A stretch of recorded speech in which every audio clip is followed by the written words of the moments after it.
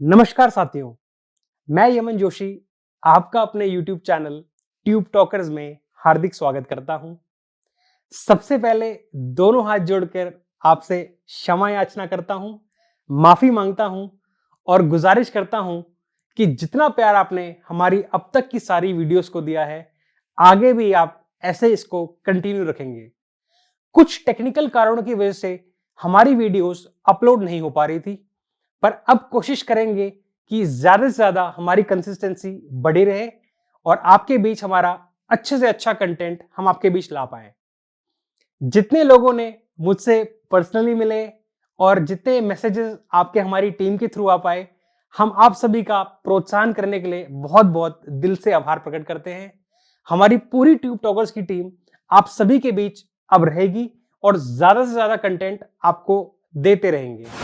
तब तक के लिए अब हमारी जो है पेशकश, मैं वोटर बोल रहा हूं कि ये वीडियो आप जरूर देखें और अपने दोस्तों के बीच में ज्यादा से ज्यादा शेयर कर और इस चैनल को सब्सक्राइब करें और लाइक करें।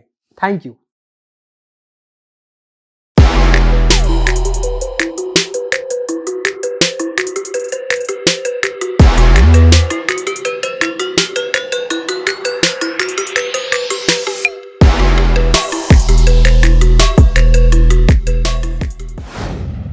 जय हिंद। आप सभी का एक बार फिर स्वागत है ट्यूब टॉकर्स की विशेष पेशकश, मैं वोटर बोल रहा हूं। मैं जैसा कि आप सभी ने हमारी पिछली वीडियो में जाना था कि कैसे हमारे एक वोट से देश के प्रधानमंत्री का चयन होता है और कौन सी चुनावी प्रक्रिया में आप और हम हिस्सा लेते हैं, और साथ ही कैसे अब सिर्फ वोटर देख ही नहीं बल्कि बोल भी रहा है। वैसे ही अब इस वीडियो में हम सबको ये बताएंगे कि कैसे बतौर वोटर हम अपने नेता का चुनाव करें, और यह भी बताएंगे कि हमने अपनी पिछली वीडियो में माननीय नेताजी को क्यों अपना रिपोर्ट कार्ड तैयार करने की सलाह दी थी। आज इस वीडियो में हम 5 राज्यों में हुए विधानसभा चुनावों के नतीजे पर भी बात करेंगे।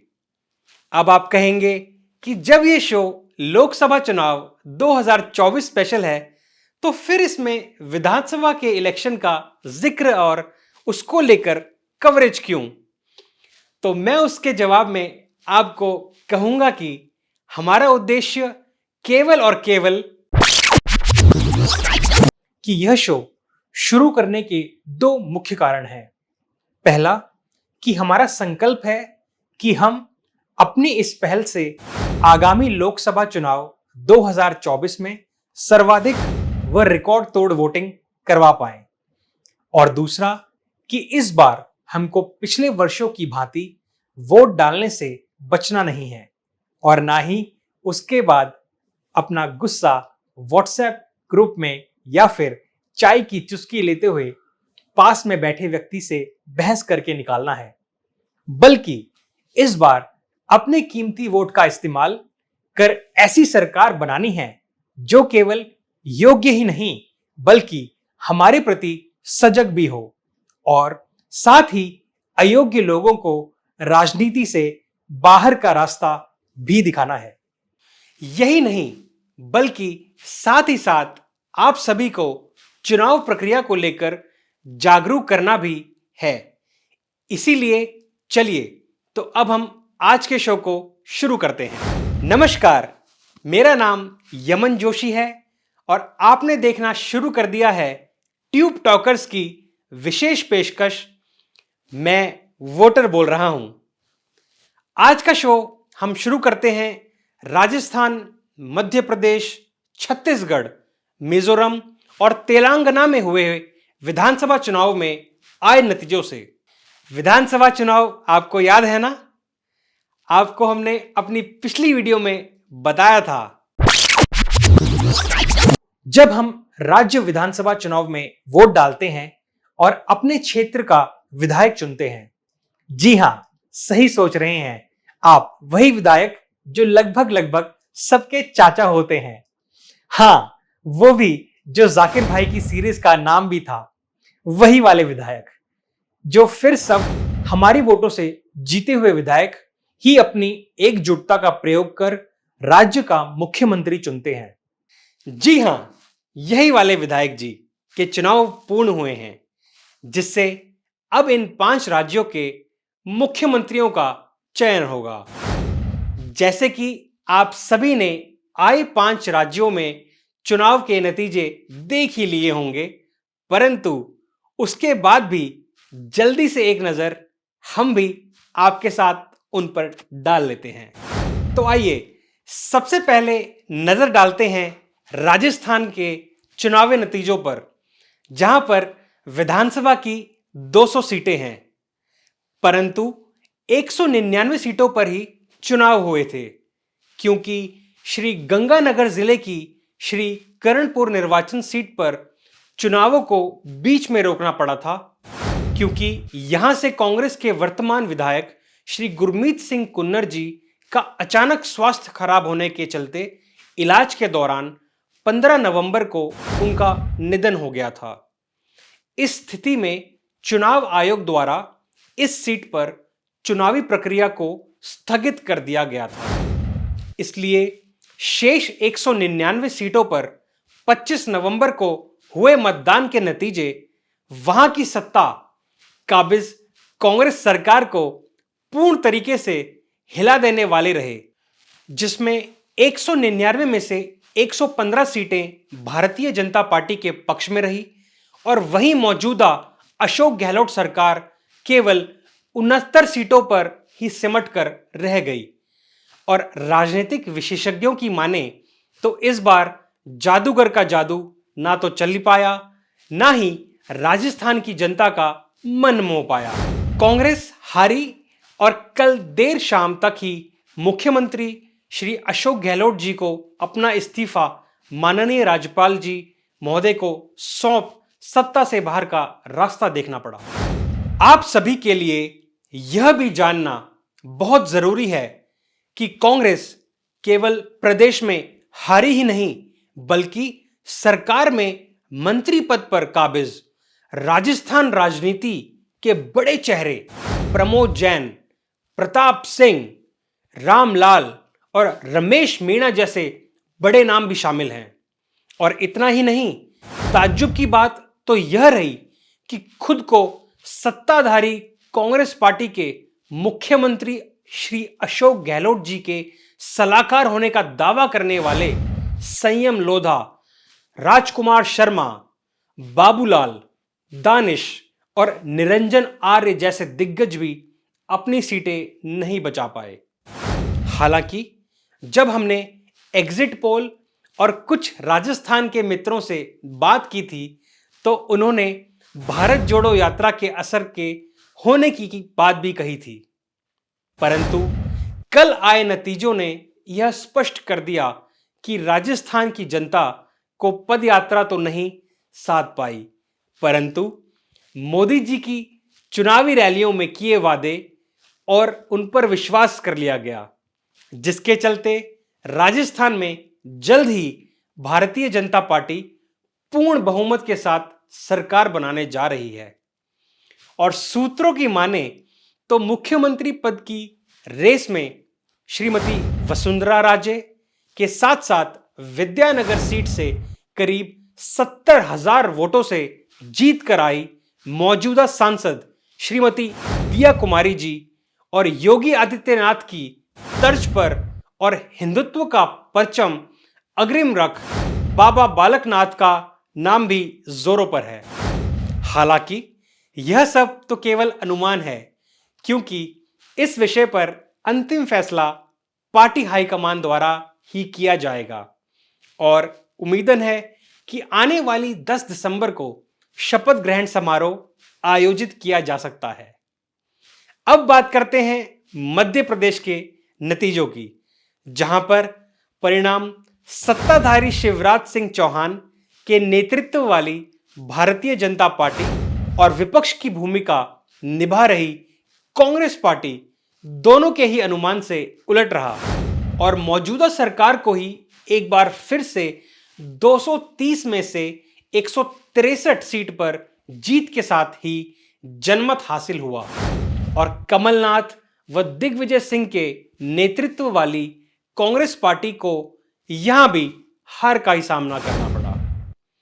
और इतना ही नहीं, हद तो तब हो गई जब खबर आई कि मध्य प्रदेश कांग्रेस के मौजूदा अध्यक्ष और कद्दावर नेता जीतू पटवारी अपनी खुद ही सीट नहीं बचा पाए और 35,000 से भी अधिक वोटों से बीजेपी उम्मीदवार मधु वर्मा से बुरी तरह हार गए।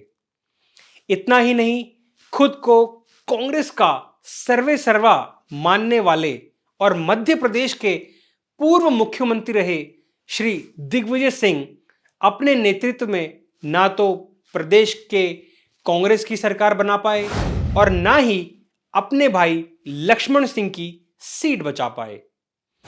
कल के नतीजे देखने के बाद मानो सच में एक बार फिर कांग्रेस मुक्त भारत की ओर जनता ने वोट डाला है और इसको यूं भी कह सकते हैं कि शायद कल के नतीजों से केवल मध्य प्रदेश को एक बार फिर डबल इंजन की सरकार वाली भारतीय जनता पार्टी की सरकार ही नहीं बल्कि राज्य की जनता को मामा शिवराज सिंह चौहान का भी नेतृत्व मिल सकता है। हालांकि अगले मुख्यमंत्री शिवराज सिंह चौहान ही होंगे यह कहना थोड़ा मुश्किल इसलिए लग रहा है क्योंकि राजनीति के चाणक्यों की माने तो अभी तक सबसे अधिक 4 बार किसी राज्य का मुख्यमंत्री रहने का रिकॉर्ड माननीय श्री नरेंद्र मोदी जी के नाम ही रहा है। वैसे तो कयास लगाए जा रहे हैं कि शायद इस रिकॉर्ड को मोदी जी के नाम पर ही रखकर मामा शिवराज सिंह चौहान को केंद्र में कोई जिम्मेदारी या फिर राज्यपाल जैसे पद से भी नवाजकर मध्य प्रदेश के बाहर का रास्ता दिखाया जा सकता है। हालांकि यहां एक बार फिर स्पष्ट कर देना चाहता हूं कि यह सब जानकारियां सूत्रों के हवाले से जुटाई गई हैं और ट्यूब टॉकर्स इनकी पुष्टि नहीं करता। और आपको बता दें कि राज्य का मुख्यमंत्री कौन होगा या कौन बनेगा और उनका शपथ ग्रहण कब होगा, इस विषय पर अंतिम फैसला पार्टी हाईकमान द्वारा ही किया जाएगा। अब आते हैं छत्तीसगढ़ विधानसभा चुनावों के नतीजे पर, जिसमें भी राजस्थान की तरह कांग्रेस के लिए यहां भी बेहद बुरी खबर आई और कांग्रेस को सत्ता से हटाकर विपक्ष की भूमिका में पहुंचा दिया। अब चाहें तो इसका श्रेय भारतीय जनता पार्टी के शीर्ष नेतृत्व को या फिर महादेव बेटिंग ऐप को भी दिया जा सकता है, क्योंकि कहने वालों ने तो ईडी को भी कांग्रेस की हार का कारण बताया है, परंतु कहना थोड़ा मुश्किल होगा क्योंकि यह एक जिम्मेदाराना बयान नहीं हो सकता। हां, यह बात सच है कि अक्सर ही विपक्ष देश के तमाम एजेंसियों को आए दिन सवालों के घेरे में रखती है, परंतु चुनाव में हार या जीत ईवीएम द्वारा तय की जाती है। वनस्पत किसी सरकारी जांच एजेंसी की कार्रवाई से और ईवीएम का बटन तो सीधा जनता दबाती है, ना कि कोई एजेंसी का कोई अधिकारी। इन सब बातों के इतर आप सभी को यह जानना भी चाहिए कि छत्तीसगढ़ में कांग्रेस पार्टी ही नहीं बल्कि पार्टी के ही दिग्गज नेता टीएस सिंहदेव भी अपनी सीट नहीं बचा पाए और मात्र 94 वोटों से सूबे के उप मुख्यमंत्री रहते हुए भी हार गए। हालांकि इस बार कांग्रेस की हार के बाद एक बात जो पहले से अलग थी उस पर सभी ने चर्चा भी करी कि इस हार का श्रेय राहुल या प्रियंका गांधी वाड्रा के नाम पर अभी तक नहीं चिपकाया गया है। तो शायद क्या भूपेश बघेल ही इस हार की जिम्मेदारी लेंगे यह भी आगे देखना होगा।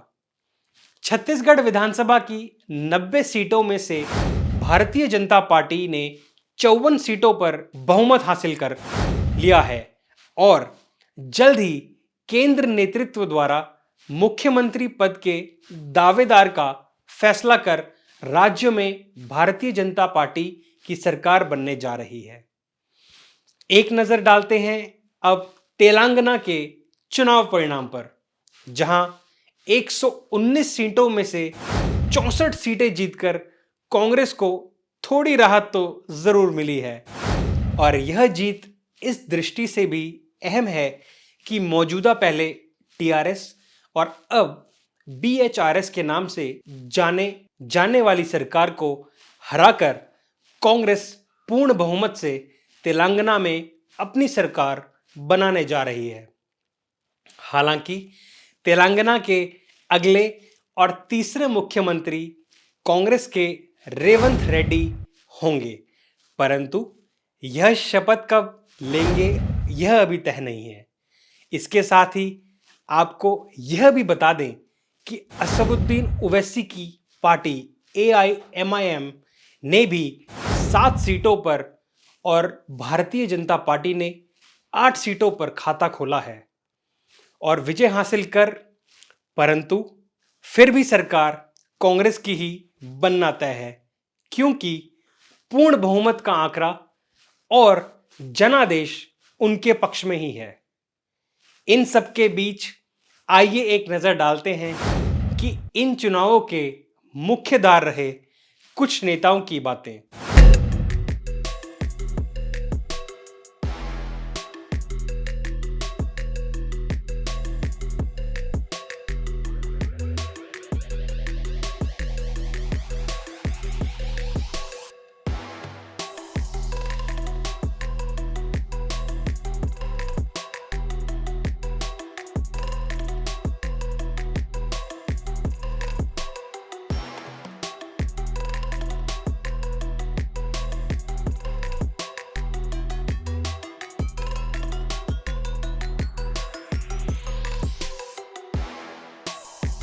अब आपको हमारी पिछली वीडियो के इस अंश को एक बार फिर सुनना चाहिए।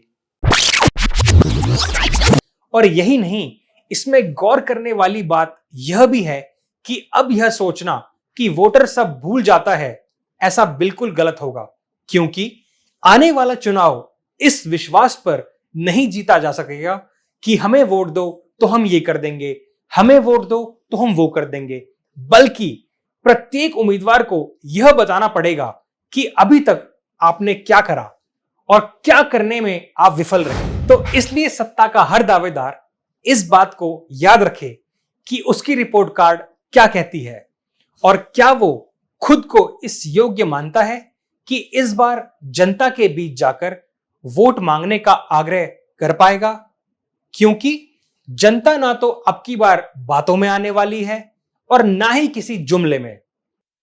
जी हां, जैसे कि हमने बताया कि अब वोटर केवल देख नहीं रहा बल्कि बोल भी रहा है। यह बात कल के इन नतीजों में सबने बखूबी देख ली है।